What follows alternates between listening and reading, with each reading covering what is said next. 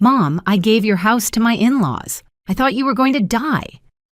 Those words left my son's mouth as if they were simple, like someone commenting on the weather or asking for a glass of water. But for me, still lying in that hospital bed, with a weak body and a mind trying to understand where I was, those words were like a punch to the chest. I had just woken up from a coma that lasted 6 months. 6 months where my body rested, but my soul, I do not know where my soul was. And the first thing my only son said to me was not, "Thank God you are alive." It was not, "Mom, I was so afraid of losing you." No, it was that he had given away my house, the house I built with my own hands, with my sweat, with my years of work, to his in-laws, because he thought I was going to die. My name is Emily Parker. I am 60 years old, and this is my story. I was born in a small town south of Chicago. My mother sewed dresses for the ladies at church, and my father worked in construction. We did not have much, but we had dignity. My mother always said, "Emily, never ask for anything you cannot earn with your own hands." I carried that lesson with me all my life. At 22, I married David. He was a bricklayer, honest and hardworking. We had Michael 2 years later. I remember the day he was born as if it were yesterday. It was a January morning, cold with fog covering the streets. I held that baby in my arms and thought, I am going to give you everything I never had. And I did. David died when Michael was barely 8 years old. An accident at work, a beam that fell. He did not stand a chance. I was left a widow alone with a small child and not a penny saved, but I did not give up. I started cleaning houses. Later, I learned to cook catering platters and started selling homemade pies and casseroles at neighborhood parties. Little by little, I gathered money. I saved every dollar. I never bought anything for myself that was not essential. My clothes were the same for years. My shoes were patched up. Everything was for Michael. I paid for his school, his uniforms, his books, his field trips. When he wanted to study business administration at the university, I said yes, even knowing that meant working even more. I cleaned houses in the morning, sold food in the afternoon, and at night I ironed other people's clothes. Michael was everything to me. He was smart, polite.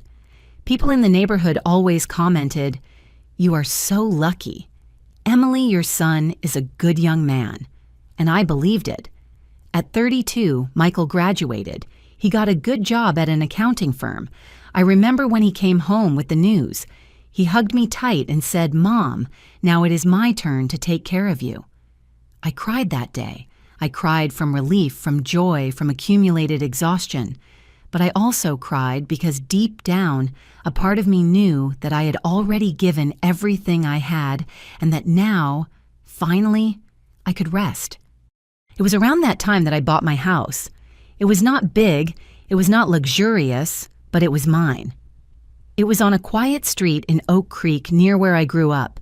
It had 2 bedrooms, a small living room, and a kitchen that fit a wooden table I painted myself. In the back, there was a yard with an apple tree that bore fruit every year. I adored that apple tree. Every morning, I drank my coffee sitting on the patio, looking at that tree. The scent of apples mixed with the fresh morning air made me feel that everything had been worth it. Michael liked the house, too. He came to visit me every weekend. He brought pastries, we sat in the kitchen and talked. He told me about work, about his colleagues, about life. It was simple, it was good. I thought that was what I had conquered. Peace, a home, the company of my son. At 35, Michael met Jessica. He introduced her to me one Sunday after church. Jessica was pretty well dressed with painted nails and hair always done. She smiled a lot, but her smile never reached her eyes. I noticed it from the first day, but I said nothing because Michael was in love, and I, as a mother, wanted him to be happy. Jessica came from a middle-class family. Her father owned a hardware store, and her mother was a retired teacher. They lived in a bigger house than mine, in a better neighborhood, and Jessica never let me forget it. When she came to visit, she looked around as if she were evaluating. She touched the furniture with the tips of her fingers, as if she were afraid of getting her hands dirty. Once, while I was serving coffee, she commented, "Emily, do not. You think this house is a little Old Michael deserves to live in a better place. Do not you think I smiled? But inside, something hurt. Michael married Jessica 6 months later. The reception was at her parents' house. I helped pay for a part of it, even though I could barely afford it because he was my son, and I always did everything for my son.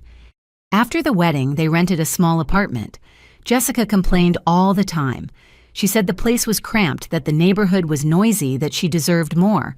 Michael started working longer hours. He came back tired, stressed, but every time I asked him if everything was okay, he said yes. I am just building our future mom. Years passed. Jessica never got pregnant. We never talked about it, but I saw a bitterness growing in her eyes. She started visiting me less, and when she came, she always had a sharp comment. "Emily, do not. You get tired of cooking the same thing. Is this tablecloth the same one from 5 years ago? Michael says you do not want to change that old furniture. Why are you so attached to the past?" I never answered. I just smiled because I had learned throughout life that some battles are not worth fighting. Michael also started coming less always with excuses. A lot of work commitments, tiredness, but I understood, or at least I tried to understand. I remember a September afternoon about 1.5 years ago. Michael came to visit me alone. He sat with me on the patio, looking at the apple tree. He seemed distant. "Mom," he said, "have you ever thought about selling this house?" I froze. "Sell." Why, he shrugged. "I do not know. It is a big house for you alone, and the money could help you. I do not know to live better." I looked at him, trying to understand. "Michael, this house is what I have. Here are my memories, my years of work. I do not need anything else." He stayed silent for a moment, then nodded, but he did not seem convinced. Now, while I am here in this hospital bed remembering that day, I understand. He was already planning, and I naive thought it was just a conversation. It was 7 months ago when everything changed. I was at home preparing lunch. I felt dizzy. I thought it was just fatigue, so I sat down for a moment. But the dizziness got worse. The room started to spin. My vision blurred. I tried to get up, but my legs did not obey. I fell. The last thing I remember is the cold floor against my face and the scent of apples coming from the yard. Then everything went black.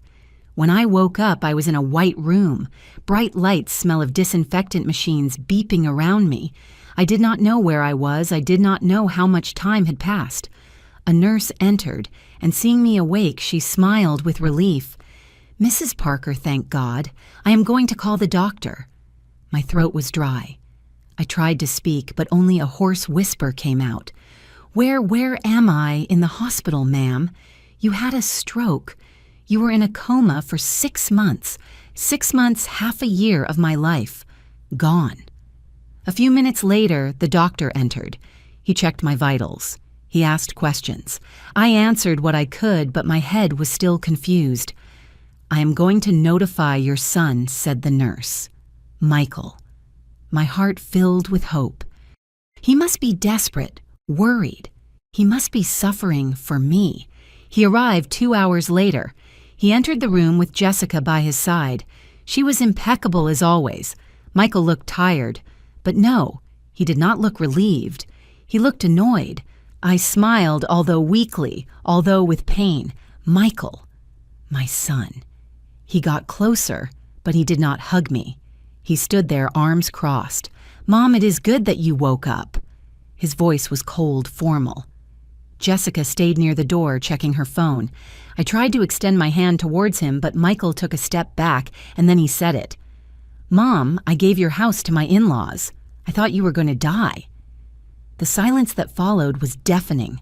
I looked at him, waiting for it to be a bad joke, but his face was serious. Jessica looked up from her phone and completed with a calm voice. "Find another place to live." Something inside me broke in that moment. It was not rage. It was not despair. It was clarity. I looked at my son, the boy I held in my arms, whom I fed, clothed, educated, and I saw a stranger. I said nothing. I just closed my eyes and breathed deep, and in that silence I made the most important decision of my life. I was not going to argue. I was not going to beg. I was not going to lower myself. I was going to do what I always did, solve everything with my own hands. And they still did not know what was coming. I spent 3 more days in the hospital. 3 days where nurses came in and out, where doctors checked my vital signs, where tasteless food arrived on plastic trays. But none of that mattered. My mind was somewhere else. It was in my house on my patio under the shade of my apple tree. I thought about how things had been before Jessica, before my son became someone I no longer recognized. And while I looked at the white ceiling of that hospital room, I allowed myself to remember. I remembered when everything was different. Michael was a sweet boy. I do not say this just because he was my son. I say it because it was true. When he was 5 years old, he used to wake up early and come to the kitchen while I prepared breakfast. He sat on a wooden chair with his legs dangling because he still could not reach the floor, and looked at me with those big dark eyes. "Mom, can I help you?" I gave him a wooden spoon, and he stirred whatever I was cooking. Beans, oatmeal, whatever. It did not matter. The important thing was being together. I remember an April morning when he was 6 years old, he brought me a flower he had pulled from the neighbor's garden. It was a purple wildflower, all crumpled because he had squeezed it too tight in his little hand. "It is for you, Mom, because you are the prettiest." I kept that flower between the pages of my Bible. I still have it dry, fragile, but still there. That was the Michael I knew. The boy who cried when he saw a stray dog because he wanted to take it home. The boy who hugged me before sleeping and told me, "Mom, when I grow up, I'm going to buy you a huge house." I stroked his hair and told him I do not need a huge house. "My love, I just need you to be happy." And I meant it. David had died in August. August is a cruel month. It is hot, the air is heavy, and that year was worse because my world collapsed. I remember the day they came to knock on the door. 2 men from the construction company where David worked held their hard hats in their hands and kept their eyes low. "Ma'am, there was an accident." I do not remember much of what they said after. Something about a beam, about negligence, about it being instant, but none of that mattered. David was dead, and I was alone with an 8-year-old boy. The funeral was simple. We did not have money for something big. Some flowers, a modest casket, the priest saying words that were lost in the wind. Michael was quiet the whole time. He did not cry, he just held onto my hand tightly as if he were afraid that I would also disappear. That night when I tucked him in, he finally spoke. "Mom, is Dad coming back?" I broke. I lay down beside him, hugged him tight, and cried. I cried everything I had not been able to cry during the day. And he hugged me too with his thin little arms and told me, "Don't cry, Mom, I am going to take care of you." He was 8 years old, and he already wanted to take care of me. And I swore in that moment that I would do everything possible so that he had a better life than mine. The first years were the hardest. I worked from 6 in the morning until 10 at night. I cleaned houses in neighborhoods where the ladies looked at me with pity. "Poor thing," they said, "so young and already a widow." I did not care about the pity, I cared about the money. Every dollar I earned, I kept in a cookie tin, hidden under my bed. That tin was my future. It was Michael's education. It was our food. It was everything. Michael went to school in the mornings, and in the afternoons he stayed with the neighbor, Mrs. Higgins. She was an older womankind who did not charge me much to watch him. Sometimes, when I arrived to pick him up, Michael was doing homework at Mrs. Higgins' kitchen table, surrounded by pots and the smell of chicken soup. "He is a very polite boy," Emily, Mrs. Higgins, told me. "He never gives trouble." And it was true. Michael never caused trouble, never asked for expensive toys, never complained that we could not go on school trips, never demanded anything. When he turned 10, I gave him a used soccer ball I bought at the flea market. It was a little deflated with dirt stains, but he hugged it as if it were the best gift in the world. "Thanks, Mom. It is perfect." That night, watching him play in the street with the other neighborhood kids, I felt that everything was going to be okay, that as long as he was happy, I could endure anything. When Michael was 12, he started helping me. I did not ask him to. He just did it. One Saturday morning, while I was getting ready to go sell pies at the downtown square, he appeared in the kitchen with a cardboard box. "I will help you carry Mom." "No, my love, you rest. It is your day off. I want to help you." And so he did. He carried that heavy box for 4 blocks to the square. He stayed with me all morning, helping me serve, collect money, pack the pies. People smiled seeing him. "What a hard-working son you have, Emily," and I nodded, full of pride. That afternoon when we got home, I gave him half the earnings of the day. "Here it is for you, you earned it." He shook his head. "No, Mom, keep it. It is for the house." I insisted, but he did not accept. "Someday I am going to earn a lot of money," he said with that seriousness of a child that still breaks my heart to remember. "And I am going to buy you everything you need. You do not have to work so hard."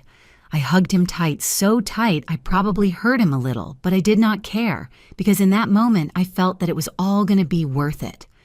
Michael was always smart. In high school, he got the best grades in his class.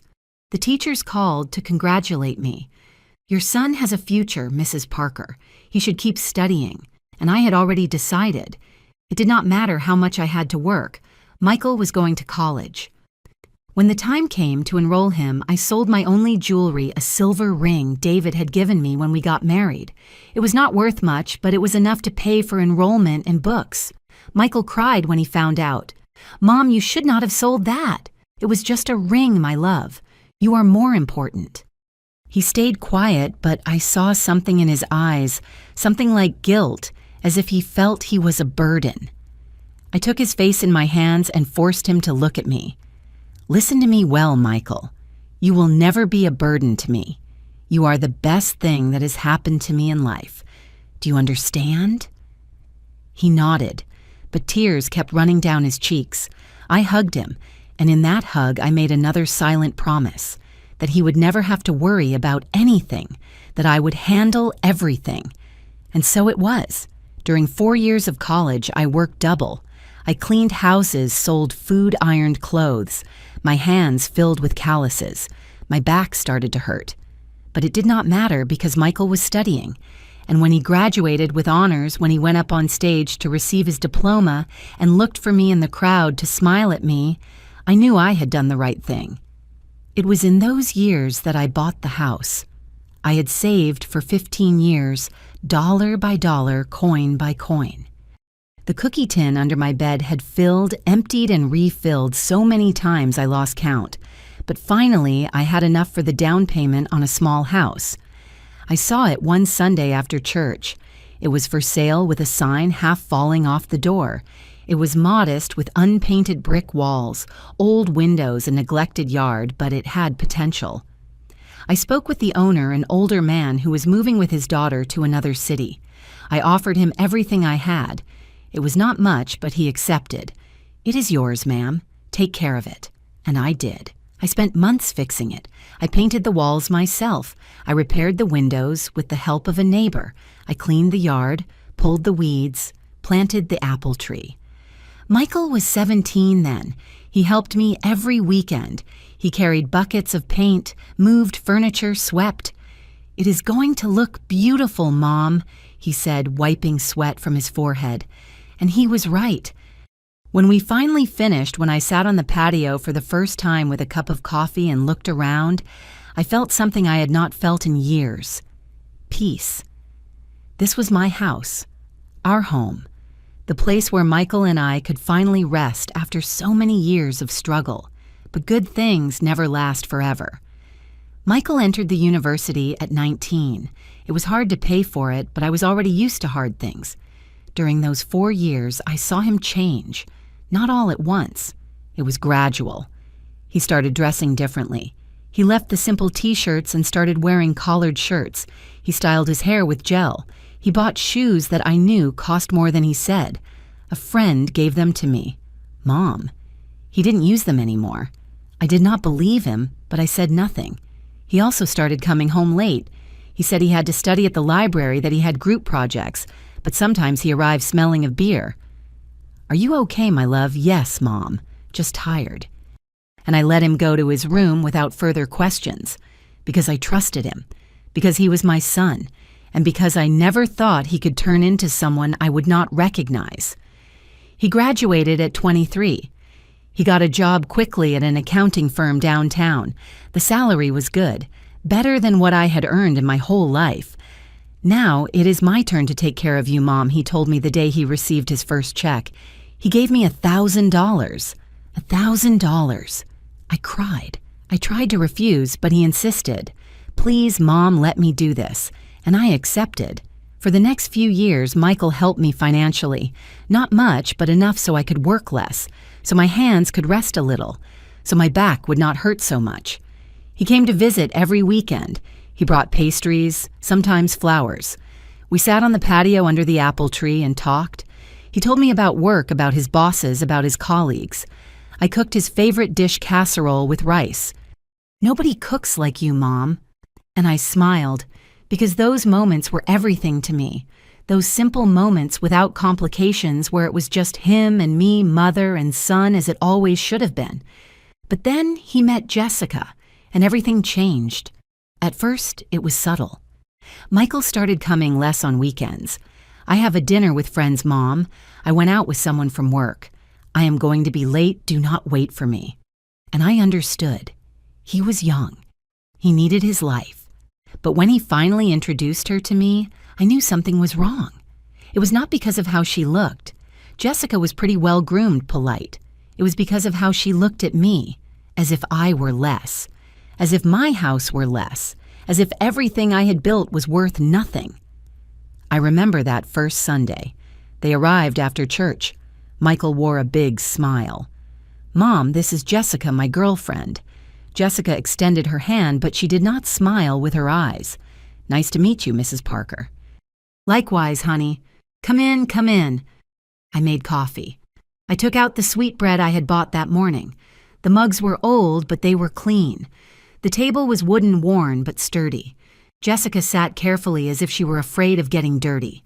While I served coffee, I saw her looking around. Her gaze stopped on the faded curtains on the walls with old paint on the calendar hanging on the wall, and I saw something in her expression. Contempt. Michael did not notice. He was too busy looking at her with eyes full of adoration. "Mom makes the best coffee," he said. Jessica took a sip and smiled, but the smile was not sincere. "It is good." We spent an hour talking, or rather, I asked questions, and Jessica responded with short, polite, empty answers. When they left, Michael hugged me. "Thanks, Mom." Jessica was a little nervous, but she liked you. I smiled and nodded, but in my heart, I knew the truth. Jessica was not nervous. Jessica was evaluating me, and I had failed the test. Now lying in this hospital bed with the constant beeping of machines around me, I understand everything. I understand that from that first day, Jessica saw my house as something she could take. I understand that Michael, little by little, stopped being my son and became her husband. I understand that while I gave everything, they just waited. They waited for me to disappear, and they almost succeeded, but I woke up. And now everything was going to change. Michael's wedding to Jessica was in June. June is a rainy month, but that year the sky was clear, as if even the weather conspired for everything to go perfectly. The wedding was in the garden of Jessica's parents' house, a big house, 2 stories with white columns and a garden full of roses. There were tables with white tablecloths, centerpieces with expensive flowers, uniformed waiters serving champagne. I arrived early with the nicest dress I had. I had bought it used at a thrift store, but it was in good condition. Beige simple, with long sleeves. I did my hair myself, pulled back in a low bun. When I arrived, Jessica's mother, Sarah, received me with a tense smile. "Emily, good thing you arrived. Come, let me introduce you to the family." She took me from table to table, introducing me as the groom's mother. People nodded, smiled politely, and then continued talking among themselves. I did not fit in there. I knew it from the moment I saw the dresses of the other ladies. Designer dresses, gold jewelry, elaborate hairstyles, and there I was with my used dress and my shoes from 10 years ago. But I did not care. I was there for Michael. I saw him at the altar waiting. He looked so handsome in his black suit, nervous but happy. When our eyes met, he smiled at me, and for a moment I saw again the boy who told me, "When I grow up, I am going to buy you a huge house." Jessica walked in on her father's arm. She wore a white dress elaborate with beads that shone in the sun. Her hair was perfectly styled, her makeup impeccable. She was beautiful. And when she reached the altar and took Michael's hand, I saw in my son's eyes something that hurt me. Absolute adoration. The ceremony was short. The priest spoke about love, commitment, family. Michael and Jessica said their vows. They kissed. People applauded. And I, sitting in the first row on the groom's side, applauded too, although something inside me felt broken. The party was long. There was music, dancing, food dishes I had never tasted, wine that cost more than I earned in a week. I sat at a table in the back alone most of the time. Some of Jessica's aunts came to talk to me, but the conversation was always brief, awkward. "And what do you do for a living, Mrs. Parker?" "I sell food, catering, homemade pies." "Ah, how nice, how hard-working." And then they left. Michael came to see me once between dances. "Are you okay, Mom?" "Yes, my love. Everything is beautiful. I am very happy for you." He kissed me on the forehead and returned to Jessica. I stayed there watching them dance under the lights hanging from the trees. Jessica laughed. Michael looked at her as if she were the only thing that existed in the world. And I felt I was losing him. Not all at once, but little by little, like sand, slipping through fingers. I helped pay part of the wedding. Michael did not ask me, but I insisted. "Mom, you do not have to do it. I have savings. I want to do it, my love. You are my only son. Let me help." I gave him $3,000. It was all I had saved that year, money I had kept selling food cleaning houses. Michael accepted it, but I saw in his eyes something like pity. "Thanks, Mom.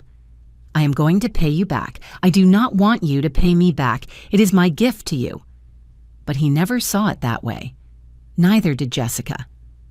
Months later, during a lunch at my house, I heard Jessica talking to Michael in the living room while I prepared coffee in the kitchen. "I cannot believe you accepted that money from her. Poor thing, she surely was left with nothing."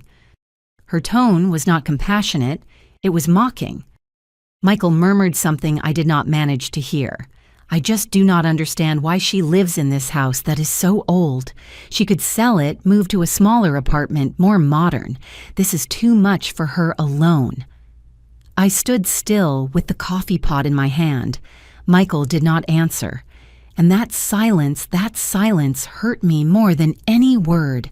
The first months after the wedding, Michael kept coming to visit me. Not as often as before, but he came. Sometimes he brought Jessica. Other times he came alone. When he came alone, it was like before. We sat on the patio under the apple tree and talked. He told me about work, about married life, about the plans he had. "Jessica wants us to buy our own house, Mom. We are saving." "That is good, my love. A house is important."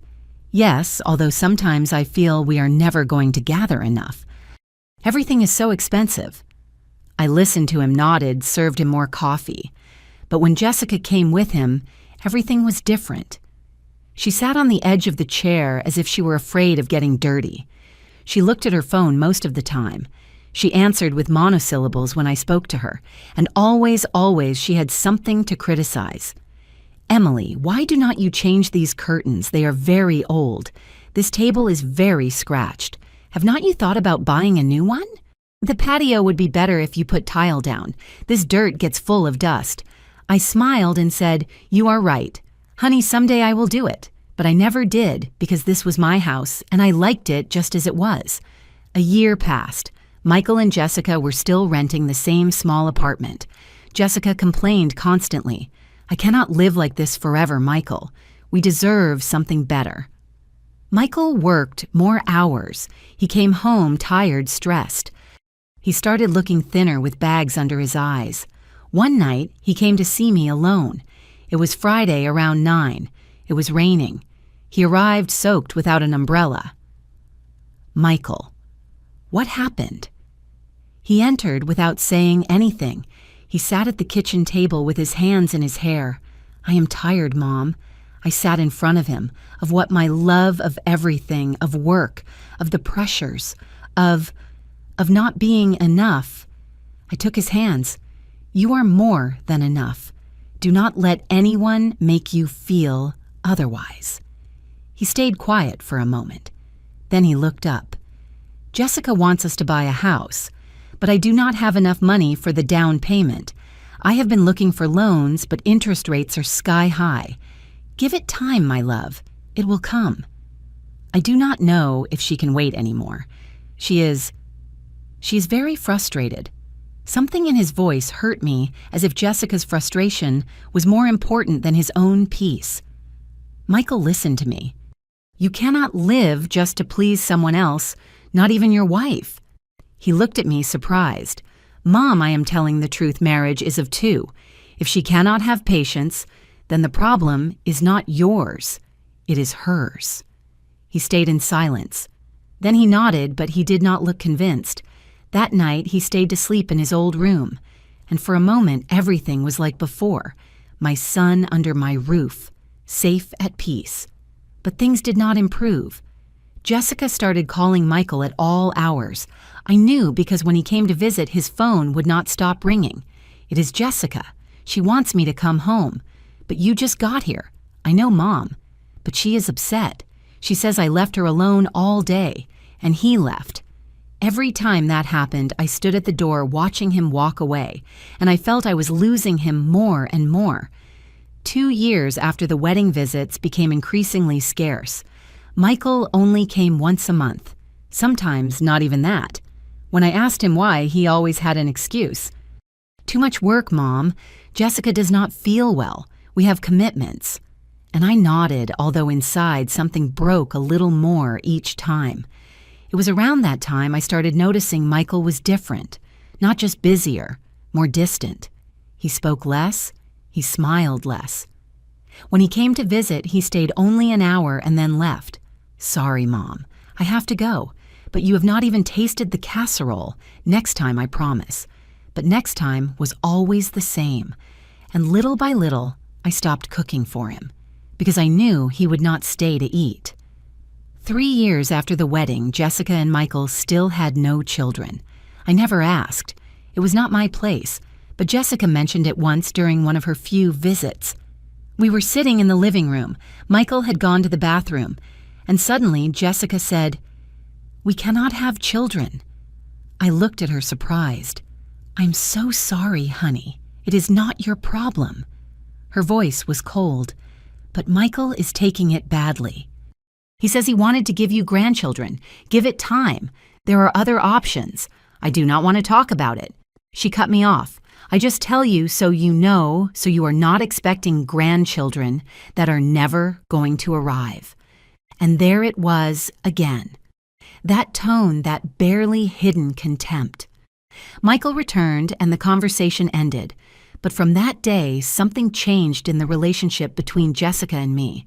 She no longer feigned kindness. She no longer smiled when she saw me. She just looked at me with those cold, calculating eyes, as if she were waiting for something. 4 years after the wedding, Michael came to visit me one September afternoon. He was alone. He sat with me on the patio, looking at the apple tree. There were apples hanging from the branches.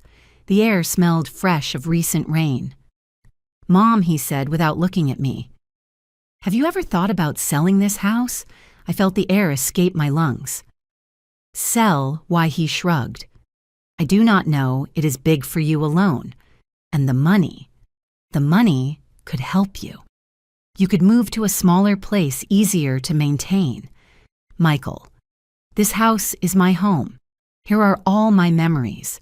Your dad and I, we built this together. You grew up here. I know, Mom. I was just thinking out loud." There was a long silence. "Did Jessica ask you to ask me this?" Michael did not answer, and that lack of answer was all the answer I needed. I looked at him. My son, the boy I had carried in my arms, the young man who had promised to take care of me. and I saw a stranger. "I am not going to sell my house, Michael." "It is okay, Mom. It was just a question." And he stayed half an hour more, and then he left. And I stayed sitting on the patio under the apple tree with a broken heart, because that question was not innocent. It was a test, and I had just failed it. The following months were strange. Michael stopped coming completely. He called once in a while, but conversations were brief. "How are you, Mom? Good, my love." "And you good?"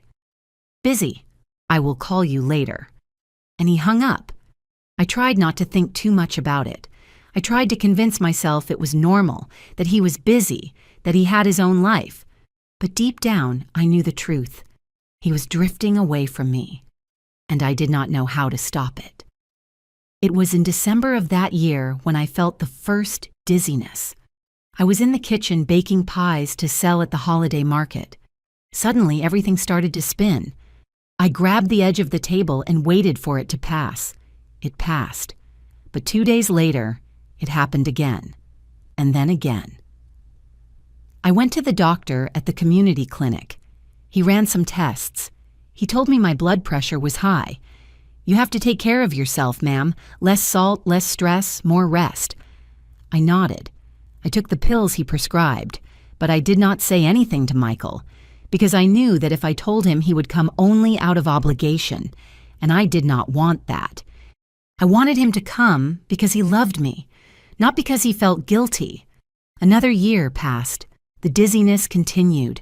Sometimes it was mild, other times strong. But I kept going. I kept selling food.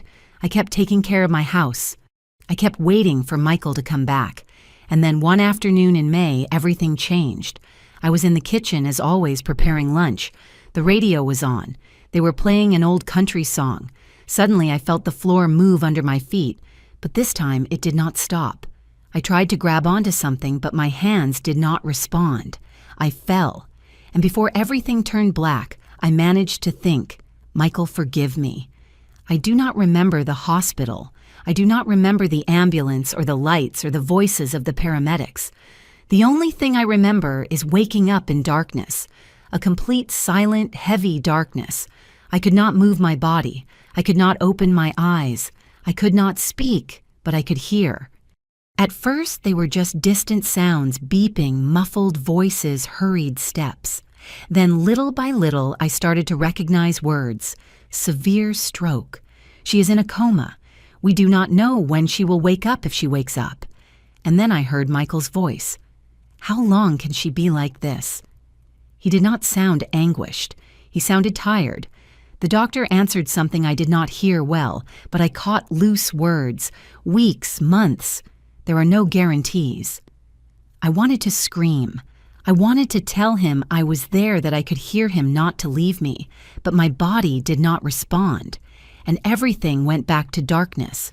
The coma is a strange place. It is not like sleeping. It is not like dreaming. It is like being suspended between two worlds, neither here nor there. Sometimes I heard voices. Sometimes I felt hands touching mine, but I could not answer. The first days or weeks, I'm not sure I heard Michael coming to visit me. He would come in, sit next to my bed, and talk. "Mom, I do not know if you can hear me. The doctors say that maybe you can, that maybe it helps." He paused. "Jessica says we have to be realistic, that you would not want to live like this." Another longer pause. "I do not know what to do, Mom. I do not know what you want me to do." And then he would leave. I wanted to scream at him. "I am here. I am fighting. Do not leave me." But I could not. Michael's visits became less frequent.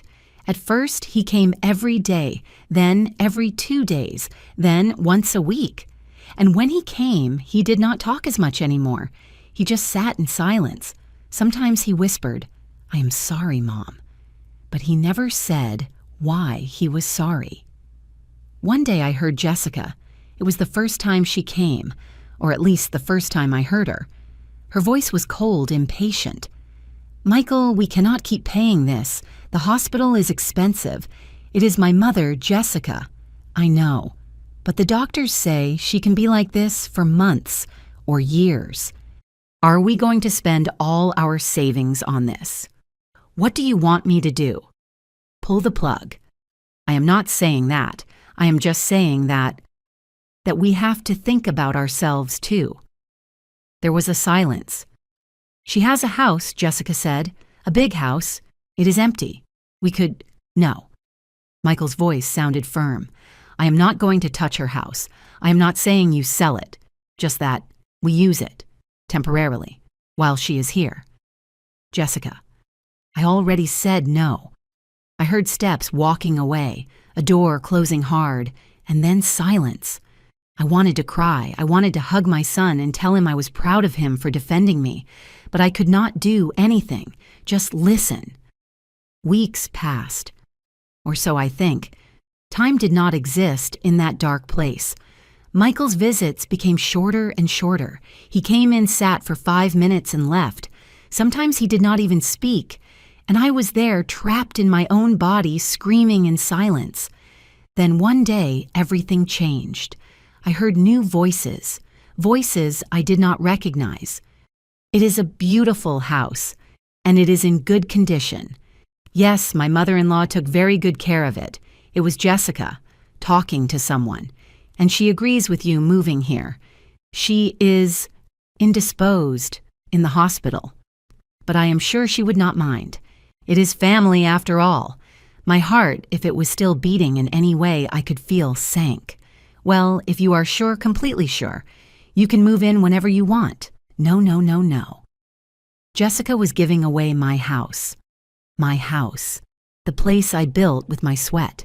The place where my son grew up, the place where all my memories were, and I could not do anything to stop her. The following days were torture. I heard fragments of conversations. Jessica talking on the phone. Yes, Mom, I already told you that you can use the house. It is big. You are going to be comfortable. Michael with a tired voice.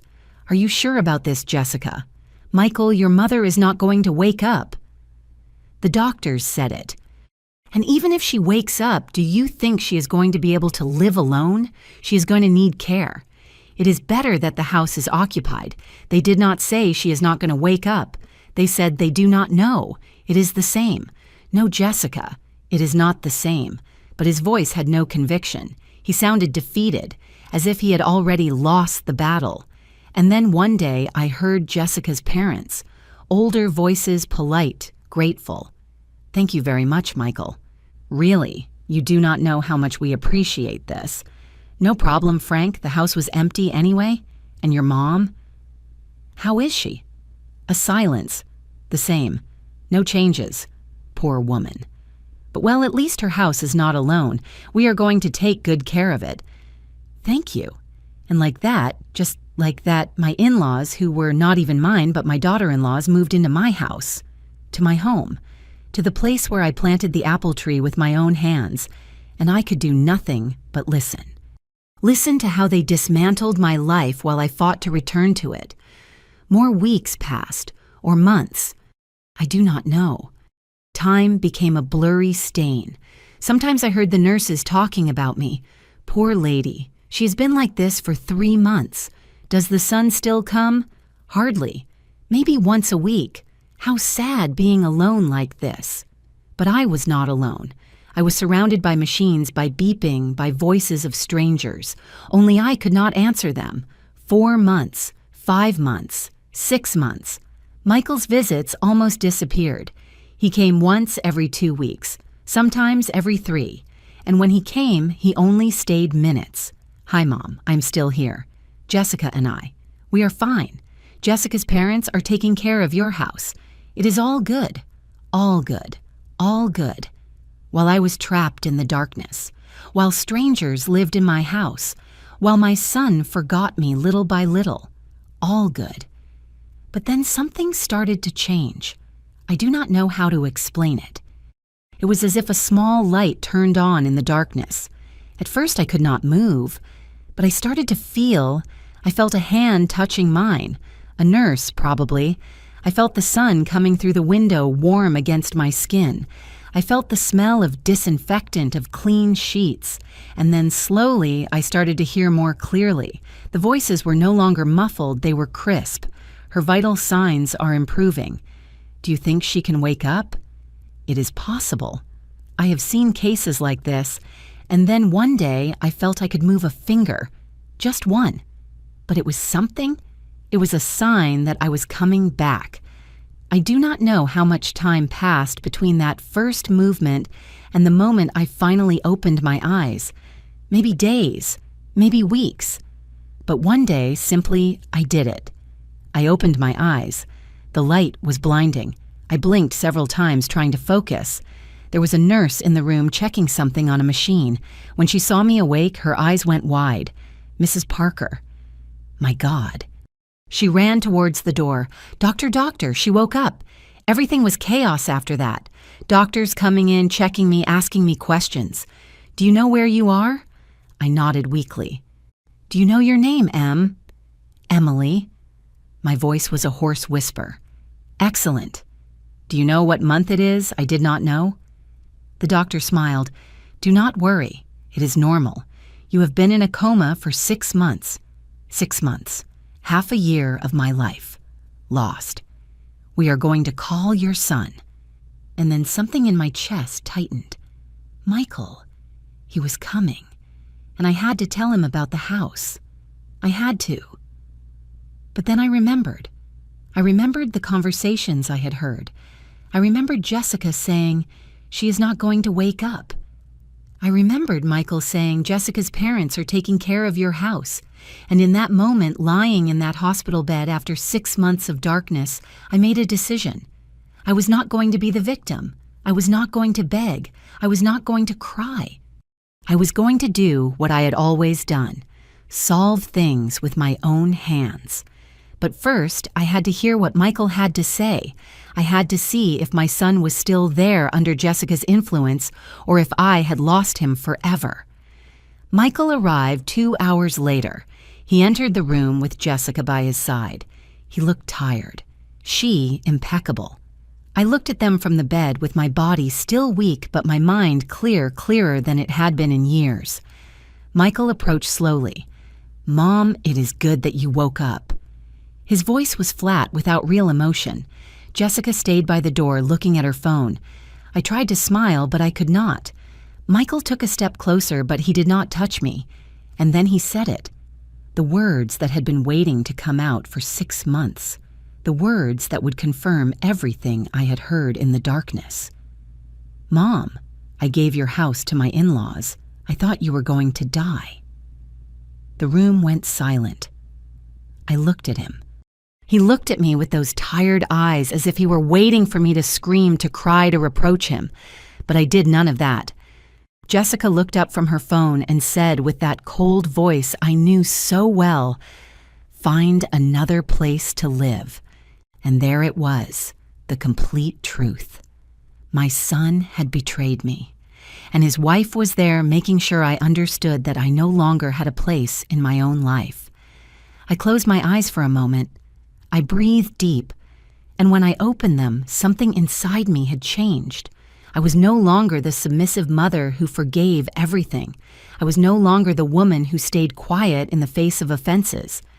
I was Emily Parker, the woman who had survived widowhood poverty 6 months in a coma, and I was not going to let them take what was mine.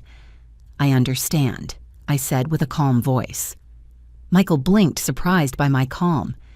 You understand? Yes, I understand perfectly. Jessica frowned, confused. So, Mom, there's nothing to solve. The house already. I know, Michael. I heard everything. He froze. What I heard everything. During the coma, every conversation, every decision you made without me. Jessica went pale. Michael opened his mouth, but nothing came out. Now. I continued with a firm voice, although my body trembled from the effort. I want you to get out of this room and not come back until I call you. Mom. Get out, Michael. He looked at me for a moment more. Then he lowered his head and left. Jessica followed him. But before crossing the door, she shot me a look. a look that said, "This does not end here." And she was right. It did not end there. It was just beginning. I spent 4 more days in the hospital after that encounter. 4 days where doctors ran tests, therapies, constant checkups. 4 days where I had to relearn basic things: walking without wobbling, holding a spoon without my hand shaking, speaking without my tongue getting stuck. The body is strange. It can be asleep for 6 months and forget things you thought were permanent, but the mind was clearer than ever. During those 4 days, while nurses helped me walk down the hall, while physical therapists guided me in simple exercises, I thought about everything I had heard during the coma. I thought about the conversations between Michael and Jessica. I thought about how they had given away my house without my consent, and I thought about what to do about it. Because one thing was clear: I was not going to sit with my arms crossed. Michael did not come back to visit me during those 4 days. He called once the second day after I woke up. He spoke with the nurse. He asked how I was and asked her to give me a message. "Your son says he's busy with work, but he will come soon." I nodded, but I knew the truth. He did not come because he was afraid to face me, afraid that I would reproach him, and he was right to be afraid. Jessica did not come either, but that did not surprise me. She had never come before. Why would she start now? The 3rd day in the hospital, I asked to speak with the social worker. She was a young woman about 30 with glasses and a kind smile. "Mrs. Parker, how can I help you? I need to make some calls, and I need information." She sat next to my bed. She took out a notebook. "Tell me." I was in a coma for 6 months.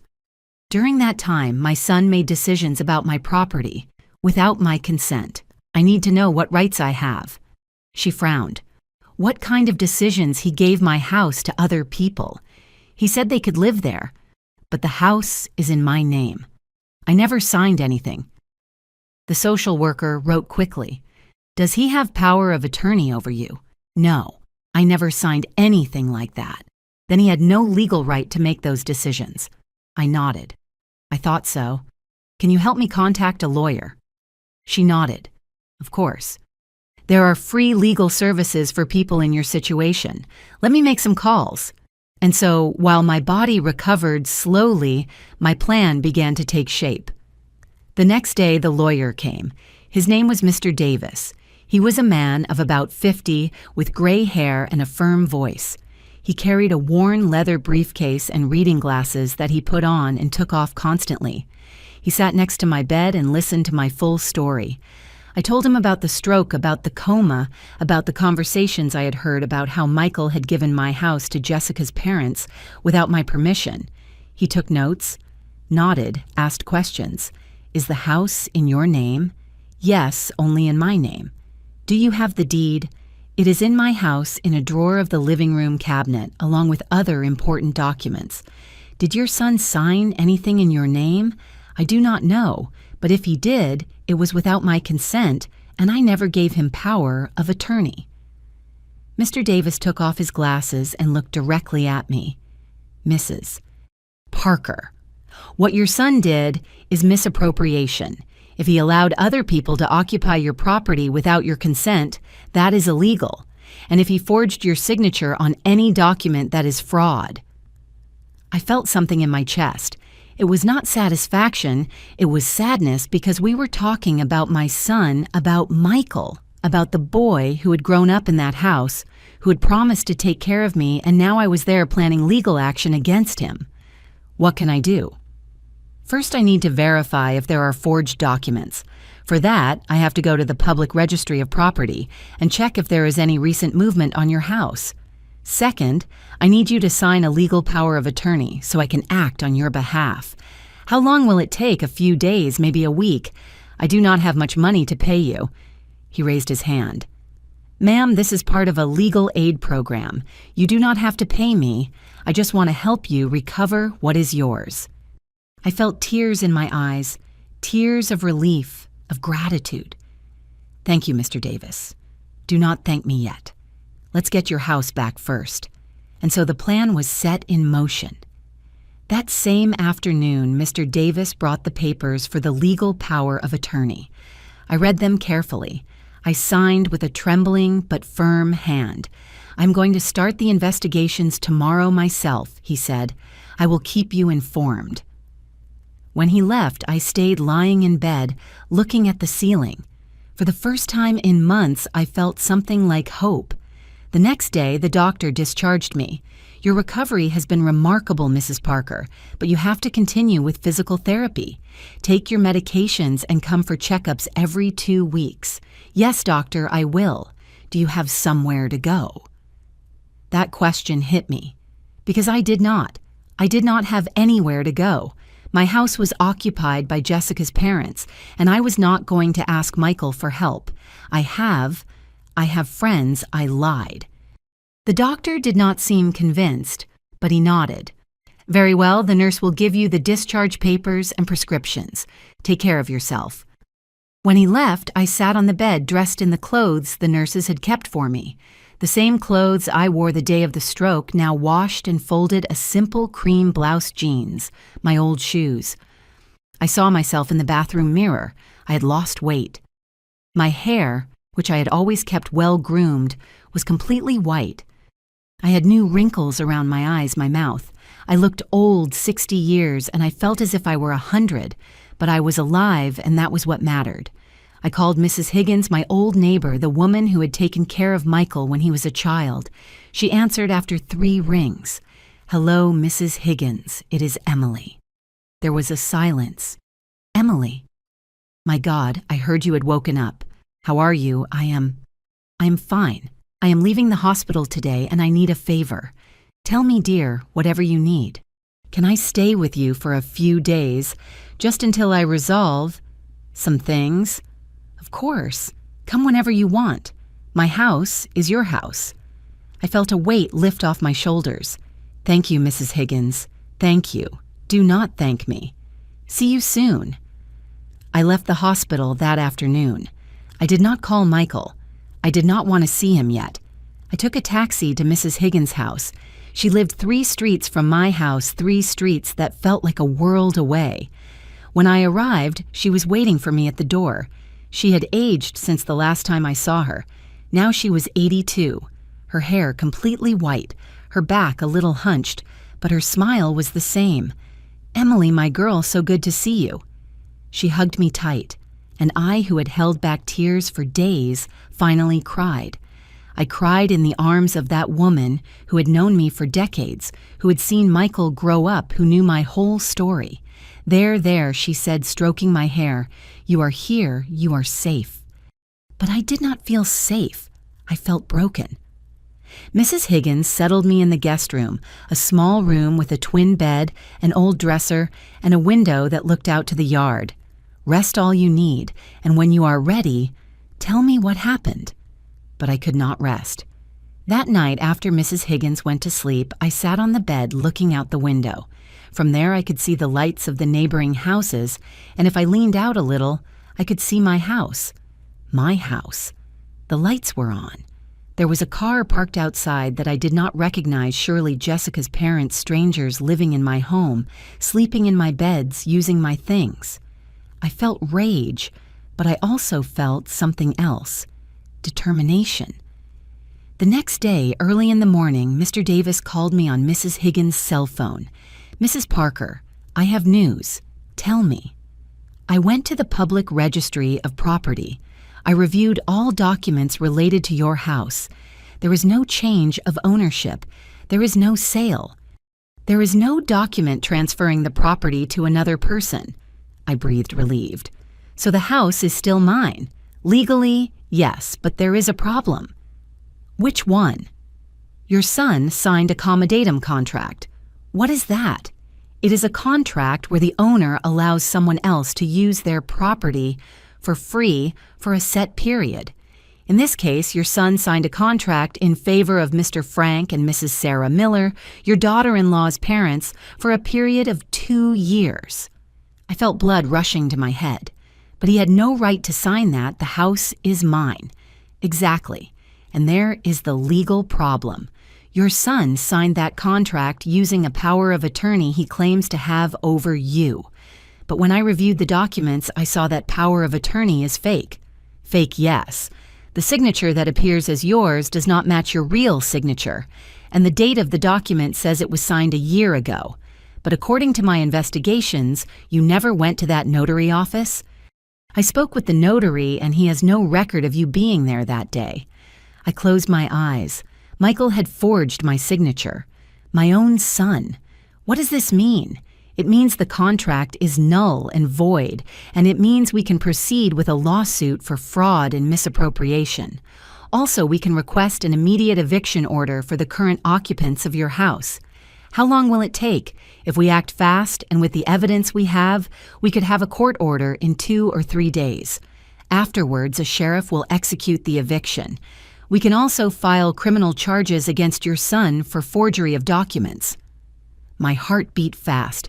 Criminal charges against Michael. Mr. Davis, is there any way to recover my house without Michael going to jail? There was a silence. Mrs. Parker, I understand he is your son, but what he did is a serious crime. If we do not file charges, he could do it again or do something worse. I know, but... Can I think about it? Of course, but every day that passes is one more day those people live in your house illegally. I understand. Give me a day. Tomorrow, I will give you my answer. Okay, I will call you tomorrow. He hung up. I stayed there with the phone in my hand, trembling. That afternoon, I gathered courage and walked to my house. I just wanted to see it. I just wanted to know it was still there. I walked slowly, leaning on walls when I felt dizzy. The doctor had told me I should rest, but I could not. I needed to see my house. When I reached my street, I stopped. There it was, my brick-walled house, my wooden door, my window with the curtains I had sewn, but everything looked different. There were new planters at the entrance. Planters I had not put there. The paint on the door had been changed. Now it was a green color I would never have chosen. And in the yard, there were clothes hanging.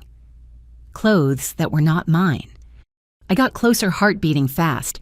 I could see through the living room window, and what I saw broke my heart. There were new furniture. A big leather couch occupying the place where my old fabric sofa had been, a huge television on the wall, a glass coffee table. Everything of mine had disappeared as if I had never existed. Can I help you? I jumped. An older man was at the door. He must have been about 65 with gray hair and glasses. He wore a plaid shirt and jeans. Frank Jessica's father. Are you looking for someone? He looked at me with suspicion as if I were a stranger, as if I were not the owner of that house. Something inside me cracked, but I was not going to give him the pleasure of seeing me cry. I have the wrong house, I said with a calm voice. Excuse me. And I turned around. I walked back to Mrs. Higgins' house with tears running down my cheeks. But they were not tears of sadness, they were tears of rage. That night, I called Lawyer Davis. Mr. Davis, proceed with everything. Are you sure? Completely sure. I want my house back and I want justice to be done. Understood. I will file the documents tomorrow myself. In 3 days at the latest, we will have the court order. Thank you. Mrs. Parker, I know this is hard, but you are doing the right thing. I know. I hung up.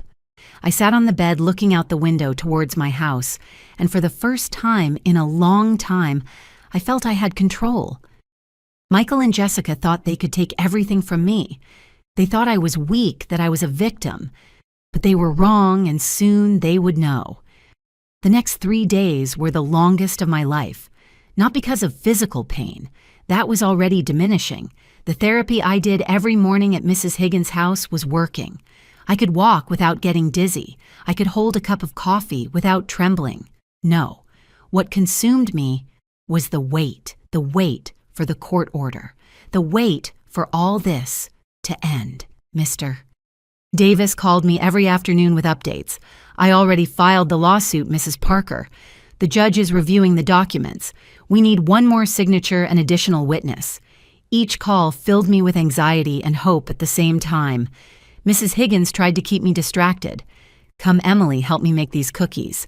Let's watch the soap opera. Tell me how you feel today. She was kind patient, but I could not concentrate on anything other than my house, on recovering what was mine and facing Michael. The second day after leaving the hospital, Michael finally came looking for me. Mrs. Higgins warned me from the door. "Emily, your son is here." I felt my stomach turn. "Do you want me to tell him you are not here?" "No, let him in." I needed to see him. I needed to look him in the eye. Michael entered the living room with an insecure step. He looked tired, thinner than the last time I had seen him at the hospital. "Mom, sit down." He sat on the armchair across from me. Mrs. Higgins disappeared discreetly towards the kitchen. We stayed in silence for a long moment. He looked at the floor. I looked at him. Finally, he spoke. "I did not know you had left the hospital. I would have gone to pick you up, to take me where Michael to my house. The house you gave to your in-laws." He shuddered. "Mom, I thought you were going to die. The doctors said that." "The doctors never said I was going to die. They said they did not know how long I would be in a coma. There is a difference." I was scared. Scared of what? Of being left with a sick mother, of having to take care of me. "No, it is not that. I was scared of losing you. And when Jessica suggested that—" "Ah, Jessica," I could not avoid the bitter tone. "Of course, Jessica. She just wanted to help. Help giving my house to her parents is helping. They needed a place to live. They had sold their house to pay debts, and I needed my house too. Michael, that house I bought with my sweat. That house where I raised you." My voice broke at the end. He covered his face with his hands. "I am sorry, Mom. I am so sorry. Why did you do it?" He looked up. His eyes were red. "Why?" "Because I did not know what else to do. The hospital was so expensive. And Jessica kept saying we had to be practical, that your house was empty, that her parents would take care of it, that you were not coming back. But I came back. Yes." His voice was barely a whisper. "You came back. And now what are we going to do? I do not know, Mom. Jessica's parents already settled in. They brought all their furniture. They made changes to the house, painting repairs. Without my permission, I know. Do you know what you did, Michael? Do you have any idea?" He looked at me confused. "You forged my signature. You signed a contract with a fake power of attorney. That is fraud. It is a criminal offense." He went pale. How do you know that?" "Because I hired a lawyer, and he investigated. And he found the document with my forged signature." "Mom, I did not—" "Was it Jessica who—" "Jessica forged my signature." He stayed quiet. "Answer me, Michael. She knew someone, a notary who did the papers. I just signed as a witness." I closed my eyes. So it was worse than I thought. Not only had they taken my house, they had planned everything. They had conspired, and you did not think it was wrong. I thought that you were not going to wake up. His voice was weak. "I thought you would never find out." I opened my eyes and looked at him, really looked at him, and I saw a man I no longer recognized, a weak man, manipulated, lost. "Michael, I am 60 years old. I have worked all my life. I have survived losing your father. I have survived poverty. I have survived 6 months in a coma, and I am going to survive this too. Mom, I am going to recover my house, with or without your help. What are you going to do? I already did it. I filed a lawsuit. In 1 or 2 days, there will be an eviction order, and Jessica's parents will have to leave." He stood up upset. "You cannot do that. They do not have anywhere to go. I did not have anywhere to go, Michael." My voice boomed in the small living room. He froze. I woke up from a coma, and my own son told me to find another place to live. Do you have any idea how that felt? Tears were running down my face now. I spent 6 months fighting for my life, 6 months in the dark. And when I finally returned, the first thing I heard was that they had taken everything from me. My house, my home, my place in the world. Mom, please. No, Michael. There is no please anymore. I already made my decision. Jessica is going to kill me if I do this. And there it was. The truth. He did not care about me. He cared about Jessica. Then you already know who to choose. He stood there, shoulders slumped, defeated. What do you want me to do? I want you to talk to Jessica's parents. I want you to tell them they have 3 days to vacate my house before the sheriff arrives. They're going to need more time. I needed more time to recover from the coma. But life does not give us what we need, Michael. It gives us what we deserve. And what do I deserve? I looked him straight in the eyes. You are going to have to decide that yourself. He left shortly after without hugging me, without saying anything else. He just turned around and left. Mrs. Higgins came out of the kitchen when she heard the door close. Are you okay, dear? I do not know, Mrs. Higgins. I do not know. She hugged me, and I cried again. But this time they were not tears of sadness. They were tears of liberation, because finally I had said everything I needed to say. That night I could not sleep. I lay in bed looking at the ceiling, thinking about everything. I thought about Michael when he was a child, about how he hugged me, about how he told me he loved me. I thought about his graduation day, how he had looked for me in the crowd to smile at me. I thought about all the promises he had made me. When I grow up, I am going to take care of you. I am never going to leave you alone. You are the most important thing to me. When had everything changed? When had he become this man who puts his wife before his own mother? At what moment did I lose my son? The next day in the morning, Mr. Davis called me, Mrs. Parker. I have good news. The judge approved the eviction order. It will be executed the day after tomorrow at 10 in the morning. I felt my heart beating faster. So soon, yes. The judge saw the evidence of the forgery and considered it an urgent case. There is also an arrest warrant against your son and against the person who forged the documents, but that will be executed after the eviction. Arrest warrant. Yes, for fraud and forgery of documents, but we can still stop that if you want. If your son returns the house voluntarily and admits the crime, we can reach an agreement. I close my eyes. Arrest warrant. My son could go to jail. Give me until tomorrow. I am going to talk to him. Okay, but the eviction stands. That cannot be stopped. I understand. I hung up. Mrs. Higgins looked at me from the kitchen door.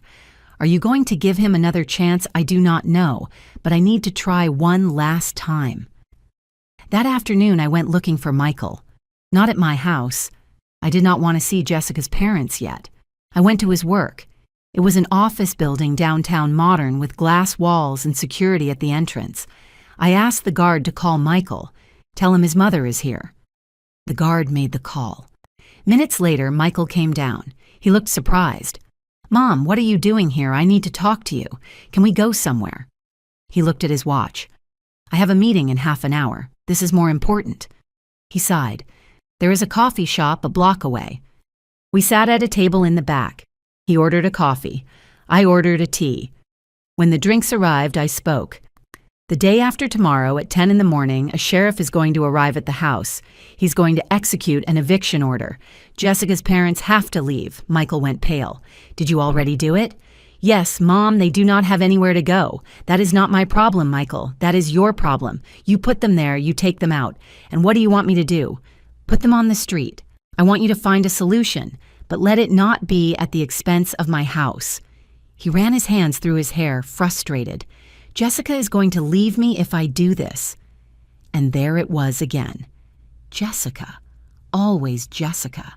And what about me, Michael? Do not I matter? Yes, you matter, Mom, but what?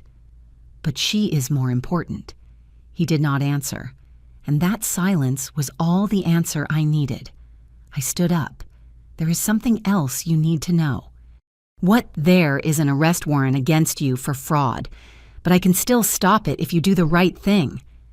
The right thing, give me back my house. Admit you made a mistake, and make sure Jessica's parents leave in peace. Do that, and I drop the criminal charges. He looked at me with wide eyes.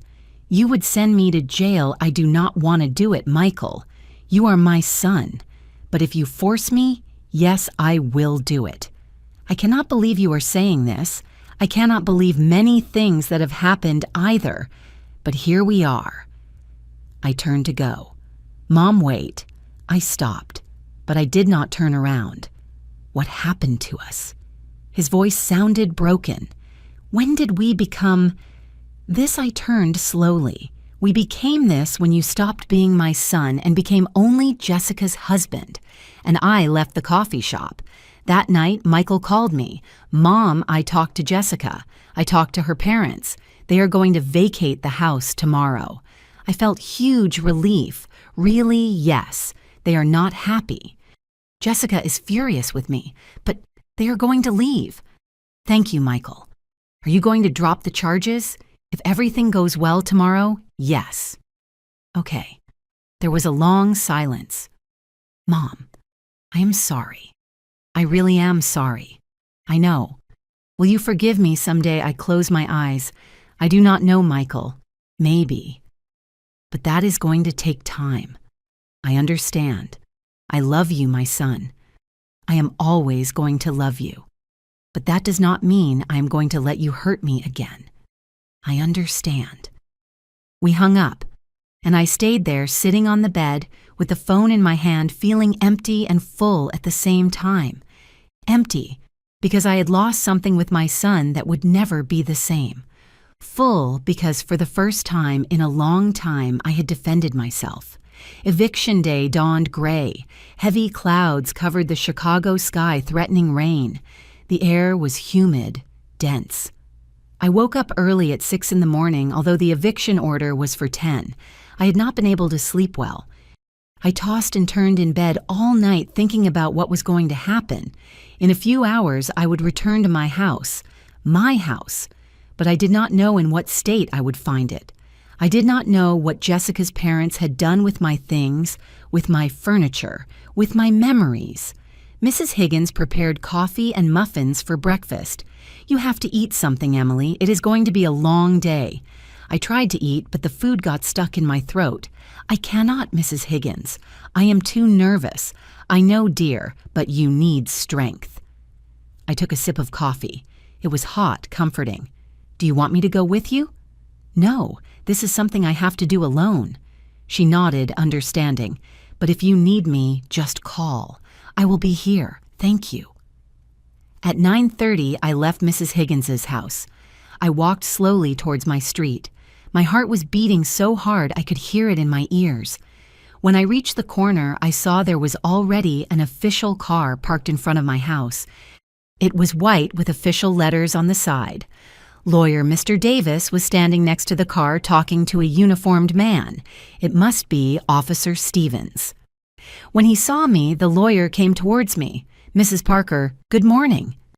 Good morning, Mr. Davis. How do you feel? Nervous? It is understandable. Let me introduce you to Officer Stevens. He is the one who is going to execute the order. The officer was a man of about 40 with a mustache and a serious expression. He extended his hand. Mrs. Parker, I am sorry you have to go through this. Thank you.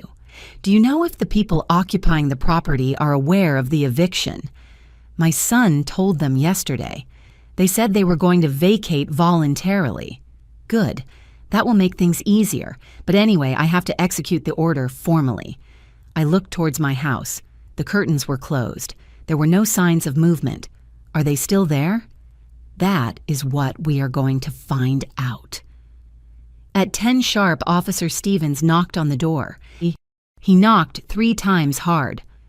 Officer. Sheriff's office opened the door. We waited. Nothing. He knocked again. You have an eviction order. Open the door or I will have to force entry. Finally, the door opened. Frank Jessica's father was there. He looked tired, defeated. He wore a wrinkled shirt and jeans. "We are leaving," he said with a hoarse voice. "Are you vacating the property?" "Yes, we are just finishing packing. You have 30 minutes. Frank nodded and stepped aside. The officer entered first, then Lawyer Davis, and finally me. I entered my own house for the first time in over half a year, and what I saw broke my heart. Everything was different. The walls I had painted cream were now white. The red tile floor I had worked so hard to lay now had rugs over it. The living room where my old floral fabric sofa had been now had that big leather couch I had seen through the window. The glass coffee table, a modern lamp that did not match anything. On the walls were photos of Jessica's family. Photos I did not know, people I had never seen, as if my life, my history had been erased. Where is my furniture? My voice came out trembling. Frank was putting things in a box. We stored them in the backyard shed. We thought that you were not coming back. The shed, my furniture. My memories cornered in a shed like trash. I walked towards the kitchen. My wooden table, the one I had painted myself, had disappeared.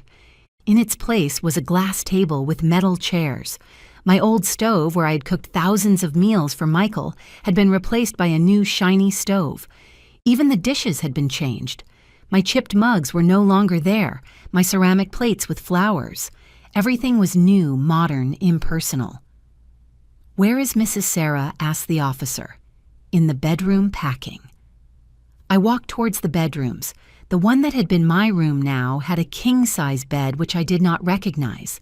The curtains were different. The closet was full of clothes that were not mine. In Michael's bedroom, the one that had been his childhood room, I found Sarah. She was a woman of about 60, thin, with dyed brown hair and pearl earrings. She was folding clothes and putting them in suitcases. When she saw me, she stopped. We looked at each other in silence for a moment. "Mrs. Parker," she said finally. Her voice was cold. "I did not think you were going to come back." "Well, I came back. Michael told us you were very sick, that probably you would not wake up." Michael was wrong. She went back to folding clothes with abrupt movements. "This is not fair. We did not have anywhere to go. Michael offered us this house. We did nothing wrong except live in a house that was not yours without my permission. Your permission was not necessary. You were in a coma. Michael had the right to... Michael had no right. This house is mine, only mine, and you knew it." She closed the suitcase forcefully. "Jessica was right about you. You are a selfish woman." Those words hit me like a slap. Selfish for wanting to recover my own house, for not thinking about your son, for putting him in this position. Jessica is furious with him. Their marriage is... If my son's marriage is in trouble, it is because he made bad decisions, not because of me.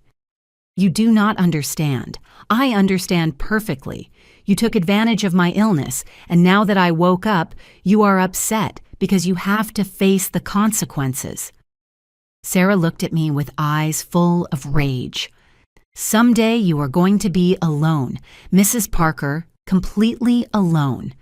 And you are going to understand what it is to lose everything." Her words were left floating in the air. Officer Stevens appeared at the door. "Ma'am, you have 20 minutes to finish packing." Sarah took her suitcases and left the room without looking at me. I stayed there, standing in what had been Michael's room, feeling a huge weight on my chest. I went out to the patio. I needed air. I needed to see my apple tree. But when I reached the patio, I stopped dead. The apple tree had been pruned, severely pruned. The branches that previously reached the roof of the house were now short stumps. There were no apples, no green leaves, only naked branches like dry bones pointing at the gray sky. "What did you do to it?" I whispered. Frank was taking boxes out of the shed. The tree was growing too much. It was in the way. We had it pruned. It was in the way, yes. The branches reached the bedroom window and the apples fell and dirtied the patio. I felt tears burning in my eyes. That tree I had planted myself with my own hands 25 years ago. I had cared for it. I had watered it every day.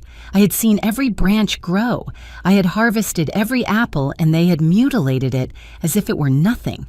It was my tree, I said with a broken voice. Frank shrugged.